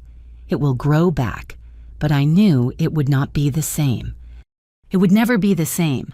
Half an hour later, Frank and Sarah finished packing. They had 4 large suitcases, several boxes and trash bags full of clothes. Officer Stevens supervised while they loaded everything into their car. I stayed at the door watching. When they finished, Frank approached. "We are going to leave the keys on the kitchen table." "Okay, take care, Mrs. Parker." I did not answer. Sarah passed by me without saying anything, but she shot me a look full of resentment. They got in the car and left. Officer Stevens handed me some papers. "The eviction has been executed. The property is yours again. Here are the official documents." "Thank you, officer. If you have any problem, if they try to return, call us immediately." "I will." The officer and Mr. Davis also left shortly after, and finally I was left alone in my house. I entered slowly. The silence was absolute. I walked through the living room, touching the walls. They smelled different of new paint of strangers. I went to the kitchen. The shiny stove looked at me like an insult. I went to my bedroom. The huge bed occupied the whole space. I went to Michael's room. It was empty now, only the marks on the walls where they had hung things. And finally, I went out to the patio. I sat on the concrete floor in front of the pruned apple tree, and I cried. I cried for everything I had lost. Not only the months in a coma, not only my furniture, my decoration, my home as I knew it. I cried for my son, for the sweet boy who hugged me and told me he loved me, for the young man who promised to take care of me always, for the man who should have been on my side, but who chose his wife over his mother. I cried because I had won my house, but I had lost my son, and that loss hurt more than anything else. I do not know how long I sat there. The sky darkened. The clouds finally opened and it started to rain. Thick, cold drops falling on my head, my back, but I did not move. I let the rain soak me. I let it wash my tears. And in the middle of that rain, I made a promise to myself. I was going to rebuild my house. I was going to give it back its soul. I was going to bring my furniture from the shed. I was going to remove that white paint and give the cream color back to the walls. I was going to take care of my apple tree until it bore fruit again. And if Michael wanted to be part of my life again, he would have to earn it, because I was no longer the mother who forgave everything unconditionally. I was no longer the woman who stayed quiet. I was Emily Parker, and I had survived worse things than this. When it finally stopped raining, I got up, soaked body aching but head held high. I entered my house. I went to the patio shed. There were my things piled up like trash. My floral fabric sofa, my painted wooden table, my chipped mugs, my ceramic plates with flowers all covered in dust, forgotten, but still there. I took one of my mugs, cleaned it with the sleeve of my blouse, took it to the kitchen, put water to heat on that new stove I hated, prepared coffee, and sat on the kitchen floor because I still hadn't brought my table, and drank that coffee in my old mug. It tasted of home, of resistance, of dignity, and in that moment, I knew I was going to be okay. Maybe not today, maybe not tomorrow, but someday I was going to be okay. I spent the first night alone in my house, not in my bed. That huge bed Jessica's parents had left was not mine. I did not want to sleep there. I slept on the floral fabric sofa I had taken out of the shed. I cleaned it as best as I could, dusted it with a damp cloth, and lay down there. It was uncomfortable. The flowers were faded, the cushions flattened after years of use, but it was mine. And that night, for the first time in months, I slept in peace. The next day, I woke up early. The sun was just rising when I opened my eyes. The light came through the old curtains I had also rescued from the shed. I got up slowly. My body was still weak, but every day I felt a little stronger. I made coffee in my old coffee pot. I used my chipped mug. I sat in my wooden chair by the kitchen window. And while I drank that coffee, looking at the patio where my apple tree tried to survive with its mutilated branches, I made a decision. I was not going to stay in bitterness. I was not going to live the rest of my life remembering what they had taken from me. I was going to rebuild. I was going to heal. I was going to forgive. But forgiving did not mean forgetting, and forgiving did not mean allowing it to happen again. That morning, I called Lawyer Davis. "Good morning, Mrs. Parker. How was the night in your house, good Mr. Davis? Thank you for everything you did for me." "You do not have to thank me. Have you decided what you are going to do with the criminal charges against your son?" I breathed deep. "I want to drop them." There was a silence. "Are you sure?" "Yes. My son made a mistake, a serious mistake, but I do not want him to go to jail. I want him to learn. I want him to live with the consequences of his decisions, but not that way. I understand. I will proceed with dropping the charges. But Mrs. Parker, you have to understand that if he does something like this, again, he will not, because I am not going to give him the chance. What do you mean, I want you to prepare a will? A will where it is clear that my house, my assets, everything I have will be donated to a charity foundation when I die. My son is not going to inherit anything." Mr. Davis coughed, surprised. "Ma'am, are you completely sure of that?" "Completely. I worked all my life for this house. I built it with my sweat. And I am not going to allow someone who showed not to value it to keep it when I am no longer here. I understand. I will prepare the documents. Thank you, Mr. Davis." I hung up, and I felt something strange in my chest. It was not sadness. It was not rage. It was liberation, because finally I had taken control of my own life. The following days I spent cleaning. I took out all the furniture Jessica's parents had left. The leather couch, the glass table, the huge bed, the modern lamps. I piled them in the yard covered with plastic. Michael could come pick them up whenever he wanted, or they could stay there until they rotted. I did not care. Little by little, I brought my things from the shed. My painted wooden table went back to the kitchen. My mismatched chairs, my old stove. I had to pay a plumber to reconnect it, but it was worth it. In the living room, I placed my floral sofa, my wooden coffee table with burns from hot cups, my floor lamp with the yellow fabric shade. I hung my old curtains, my cheap paintings bought at the flea market, and slowly the house began to look like what it had been again, like my home. One afternoon while I was painting the living room walls, returning that cream color I liked so much to them, someone knocked on the door. It was Michael. I had not seen him since the day of the eviction. It had been a week already. He looked terrible. Deep, dark circles, unshaven beard, wrinkled clothes. Mom. Michael. We stood looking at each other for a moment. "Can I come in?" I stepped aside. He entered slowly, looking around, seeing the changes, the old furniture I had put back, the half-painted walls. "Are you fixing everything?" "Yes. I am returning the house to how it was before. Mom, about what happened. I do not want to talk about that now, Michael, but I need you to know I am sorry." "Do you really feel sorry?" I turned to look at him. "Do you feel sorry because it was wrong, or do you feel sorry because you got caught?" He stayed quiet. "Michael." I dropped the criminal charges. "You are not going to jail." His eyes lit up with relief. "Really?" "Yes. But there are conditions." "Which ones?" "First, you never make decisions about my life, my assets, or my health without my explicit consent again. Second, if I ever become sick or incapacitated again, there is a legal document specifying exactly who has the power of decision over me, and it is not you." I saw him go pale. "Mom, third condition. I changed my will. This house, everything I have, will be donated when I die. You are not going to inherit anything." "What you heard right, but I am your son. I am your only son. And I was your mother. Your only mother. and yet you left me with nothing when you thought I was not going to wake up." Tears started running down his face. "Mom, please, I know I screwed up. I know I made the worst decision of my life. But I am still your son. I know. And that is why I dropped the charges. That is why you are not in jail.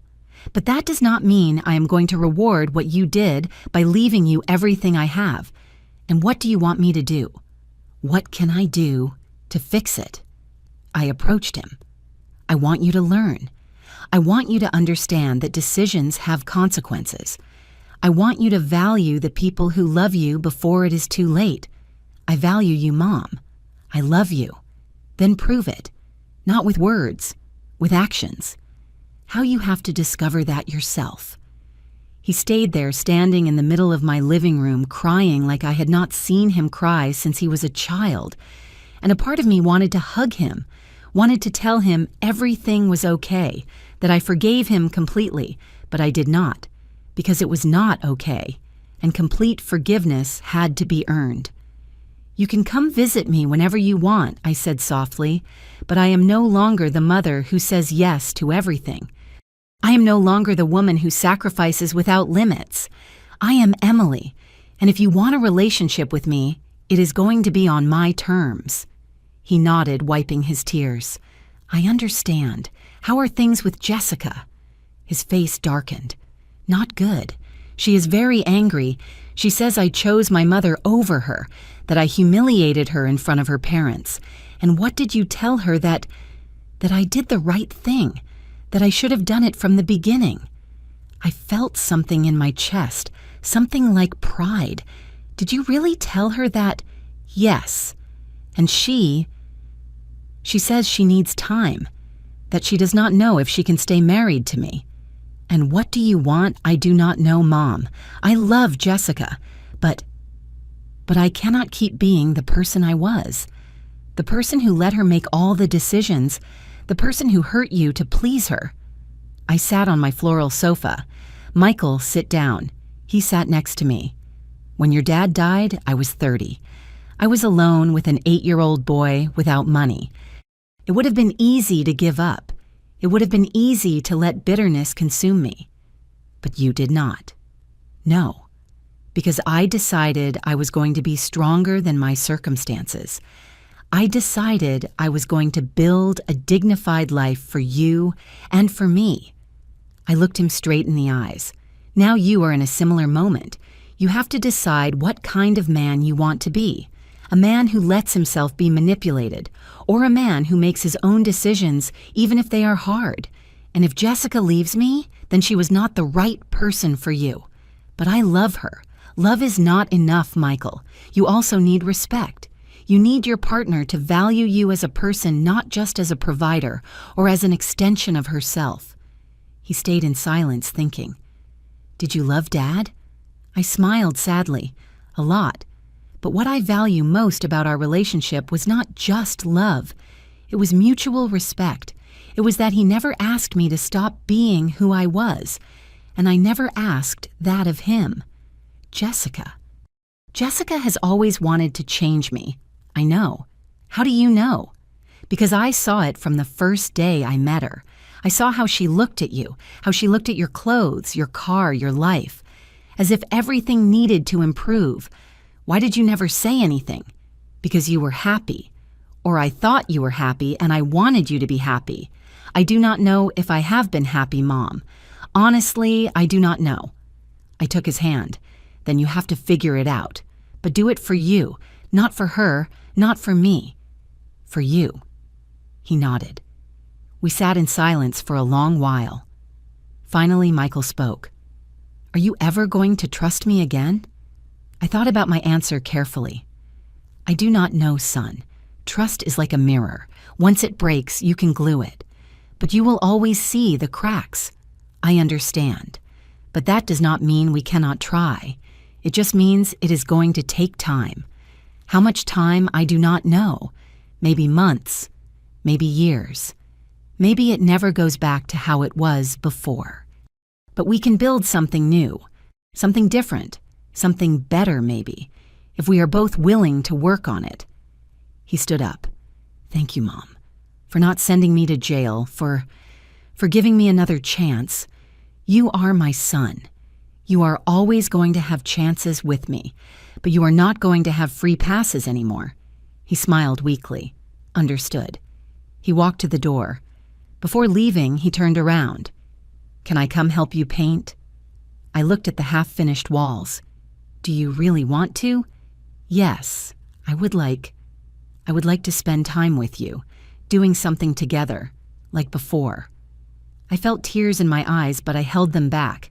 Come on, Saturday, early. I'm going to make coffee and sweet bread. His smile grew bigger. I will be there. And he left. That night, I sat on the patio, in front of the apple tree. Its branches were still bare, but if I looked carefully, I could see small green shoots starting to appear. New life, growth. After the brutal pruning, the tree was healing, like me. I took my cup of coffee and raised it to the sky, to new beginnings. I whispered to dignity, to strength. And I took a sip. It tasted bitter, but it also tasted like victory. The following Saturday, Michael arrived at 8 in the morning. He brought a bag with pastries from a bakery nearby, the same one where I bought when he was a child. I brought cinnamon rolls and turnovers, your favorites. I smiled. Thank you. I made coffee. We sat in the kitchen at my painted wooden table, and for the first time in years, we had breakfast together without tension, without Jessica interrupting, without urgent calls from work, just him and me, like in the old days. After breakfast, we painted. Michael put on an old t-shirt and we started painting the living room walls. Cream color, the color I loved. We worked in silence most of the time, a comfortable silence, not awkward. Mid-morning, while we were painting, Michael spoke. Mom, do you remember when I was a kid and helped you sell pies at the square? I smiled. Of course I remember. You carried that heavy box without complaining. I wanted to help you. I wanted you to be proud of me. I have always been proud of you, Michael. Even now, I stopped painting and looked at him. I am disappointed by what you did, but I am still proud of the man you can become. And if I do not become him, then it will be your decision. But I am going to keep waiting, because you are my son, and sons always have a chance to grow. He went back to painting, but I saw tears running down his cheeks. I said nothing. I just kept painting beside him. By the end of the day, the walls were finished. Cream color. Perfect. The house started looking like before, like my home. Michael stayed until late. We had dinner together, casserole with rice. Simple food, but made with love. When he left, he hugged me tight. Thank you, Mom. Why for not giving up on me? I am never going to give up on you, but I am also not going to allow you to hurt me again. I know, and I will not, I promise you. Let it not just be words, Michael. Let it be actions. They will be. And he left. I stayed at the door watching him walk to his car, and for the first time in a long time, I felt hope. Not hope that everything would go back to how it was before, but hope that we could build something new, something stronger, something based on respect, on healthy boundaries, on true love. Not on blind sacrifice, but on mutual dignity. 3 months passed, 3 months where my life, little by little, found its rhythm again. My house was completely restored. The cream-colored walls, my old furniture. In its place, the apple tree with new green leaves sprouting small but firm. I went back to selling pies at the square on weekends. Not because I needed the money, but because I liked it. Because it made me feel useful, because it connected me with the people of my neighborhood. Emily, so good to see you back. We thought you were gone. We heard you were very sick. And I smiled and told them, without giving many details, that I had been in the hospital, but I was fine now. Life went on. Michael came to visit me every 2 weeks. Sometimes he brought pastries. Sometimes he just came to sit with me on the patio and drink coffee. We did not talk much about what had happened. That was already said, but slowly we were rebuilding something. It was not like before. It would never be like before, but it was something new. Something more honest. One Saturday, while we were drinking coffee under the apple tree, I asked him, "How are things with Jessica?" He stayed quiet for a moment. She left. She left, yes, a month ago. She said she could not be with someone who chose his mother over her. I felt something tighten in my chest. "I am sorry, son. I am not." I looked at him surprised. No, Mom. I realized something after she left. I realized that during all those years, I was trying to be someone I was not, trying to please her, trying to be enough for her. And I never was. I never was going to be. "How do you feel, Free?" He smiled sadly. "For the first time in years, I feel free." I took his hand. "I am happy for you. Really, really. You deserve someone who loves you as you are not someone who wants to change you." He nodded. Her parents also left. They rented a small apartment in another neighborhood. Frank had to go back to work. Sarah is doing odd jobs to help with expenses. I said nothing. I did not feel satisfaction or joy for their situation, just acceptance, the natural consequences of decisions. One afternoon while I was watering the apple tree, Mrs. Higgins came to visit me. "Emily, can I come in?" "Of course, Mrs. Higgins." "Come in." We entered the kitchen. "I made coffee. How have you been, dear good?" "Every day better. I am very glad to see you like this.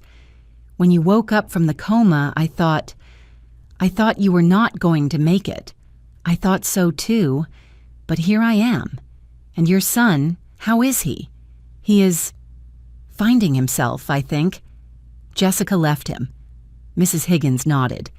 "I know. I met Jessica 2 weeks ago at the market." "Oh, yeah, yes.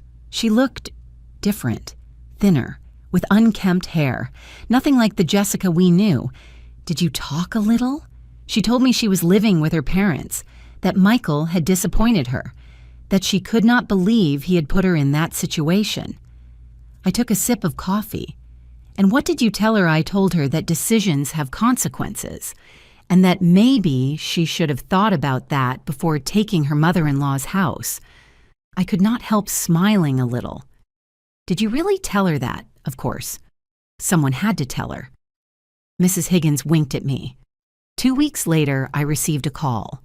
It was a number I did not recognize, but I answered. "Mrs. Emily Parker." "Yes, it is me.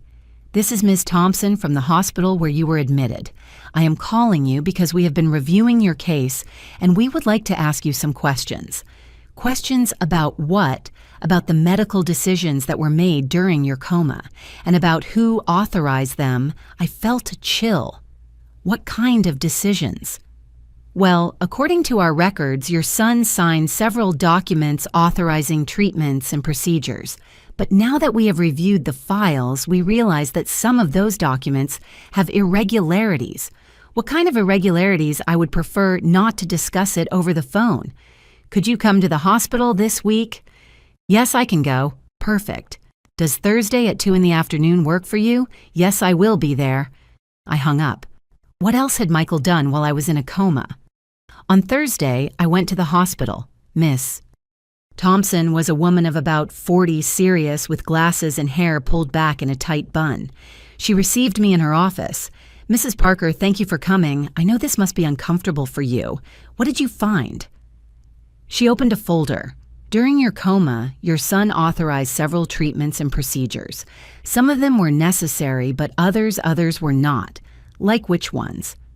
For example, he authorized the suspension of certain early rehabilitation treatments that would have helped prevent muscle atrophy and would have facilitated your recovery. I felt blood rushing to my head. Why would he do that? Ms. Thompson looked at me with compassion. "According to the nurse's notes, your daughter-in-law was pressuring to let you go in peace, not to prolong your suffering unnecessarily. But I was not suffering. I was in a coma. I know, and that is why we are reviewing the case. We also found that your son tried to access your life insurance while you were unconscious." "My life insurance?"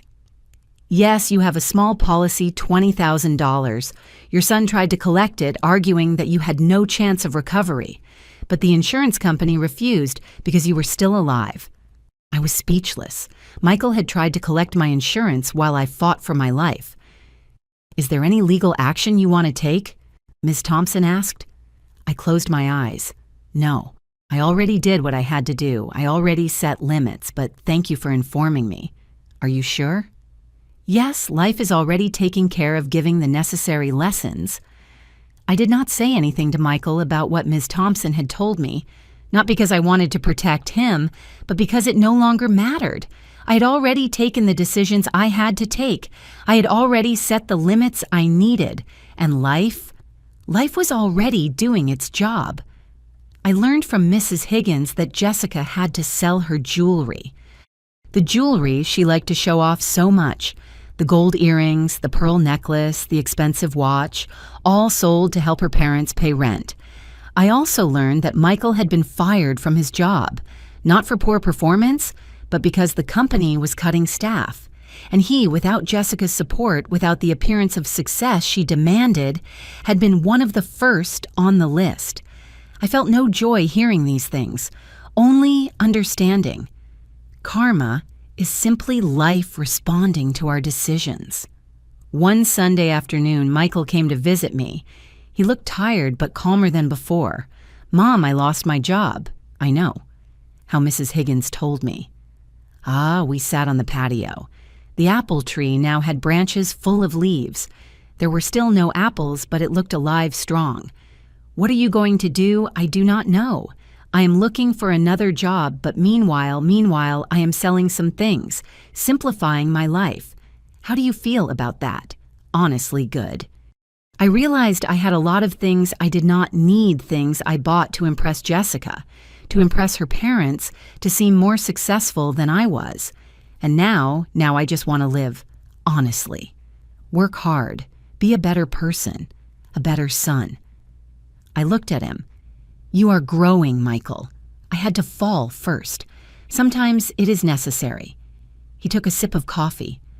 Mom, I know you changed your will. I know I am not going to inherit anything. That is right. And it is okay. I understand. I deserve it. It is not about what you deserve. It is about protecting what I built and making sure that if something happens to me, it helps people who really need it. He nodded. Can I ask you something, or?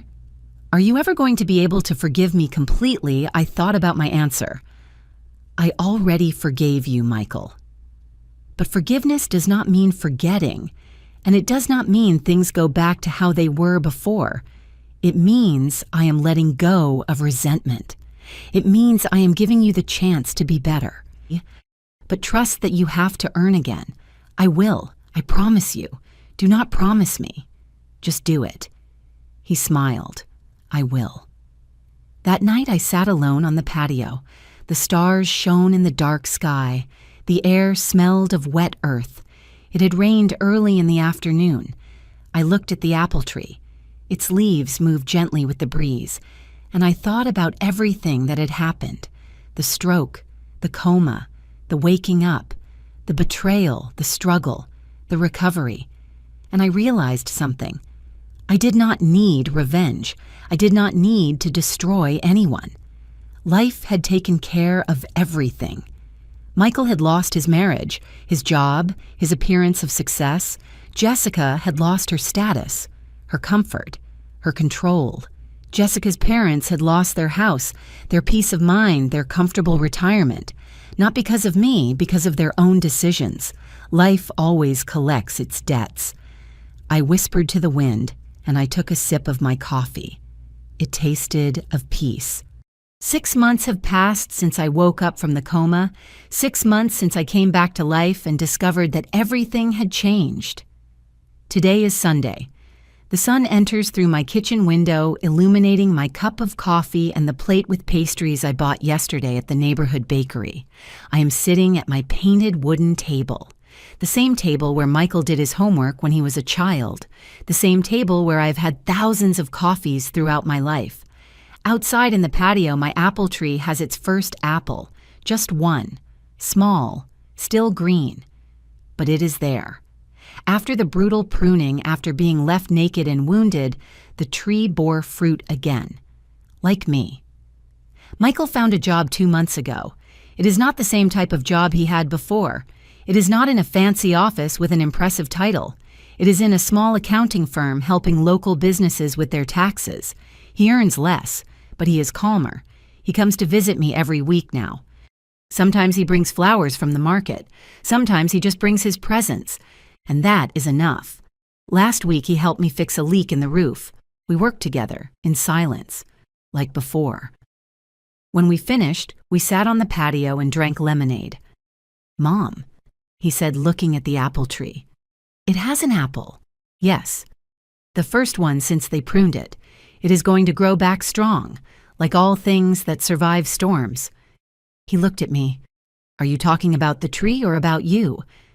I smiled. Both. I have not heard from Jessica again. Mrs. Higgins told me she moved with her parents to another city, far from here, far from memories. I wish her the best, truly, because holding a grudge only poisons the one who holds it, and I no longer have space in my heart for poison. This morning, while I was watering the apple tree, I thought about everything I learned. I learned that love without limits is not love. It is self-destruction. I learned that forgiving does not mean allowing them to hurt you again. I learned that brotherhood is more important than keeping the peace at any cost. I learned that sometimes the people you love are going to disappoint you, and that it is okay to feel pain for that, but it is also okay to move on. I learned that karma is not revenge. It is simply life responding to our decisions. And I learned that it is never too late to start over. I am 60 years old. I am not young, but I am not finished either. I can still bake pies. I can still paint walls. I can still plant trees and watch them grow. I can still live. Yesterday, a young woman came to buy pies from me at the square. She was about 30, with a small child by the hand. "Ma'am, do you still have meat pies?" "Yes, honey. How many do you want?" "6, please." While I was packing the pies, I noticed her eyes were red, as if she had been crying. "Are you okay?" She nodded quickly. Yes, just it has just been a hard day."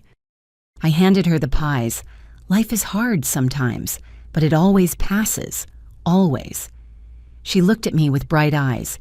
"Do you believe so? I know so, because I have also had hard days, many, but here I am." She smiled weakly. "Thank you, ma'am. You are welcome, honey. Take care." She left with her child, and I stayed thinking. Maybe that is my new mission in this life, to remind people that hard days pass, that storms end, that after darkness there is always light. This afternoon, Michael is coming to eat. I am going to make his favorite dish, casserole with rice. We are going to sit at the kitchen table like before, and we are going to talk about simple things, about life, about the future. We are not going to talk about the past. That is already said. We are going to build something new, something based on respect, on honesty, on healthy boundaries, and maybe someday we will have complete trust again, or maybe not. But that is okay. Because the important thing is not to go back to being as we were. The important thing is to be better than we were. If you are listening to this story, if you got this far, I want you to know something. It does not matter how dark your day is. It does not matter who betrayed you. It does not matter how lost you feel. There is always a way out. There is always a way to start over. I woke up from a coma and discovered that they had taken everything from me. My house, my dignity, my place in the world. But I did not give up. I fought. I got up. I set limits. I recovered what was mine. And if I could do it at 60 years old after 6 months, in a coma after losing almost everything, you can too. You do not need revenge. You just need dignity. You do not need to destroy anyone. You just need to protect yourself. And above all, you need to remember that you deserve respect. Even from the people you love, especially from the people you love. My name is Emily Parker. I am 60 years old, and this was my story, the story of how I lost almost everything and how I recovered it. Not with rage, not with revenge, but with dignity, with limits, and with the certainty that I deserve to be treated with respect. If my story helps a single woman open her eyes, set limits, defend her dignity, it will have been worth it. Thank you for listening to me until the end. God bless you. And remember, after the storm, always, always the sun comes out again.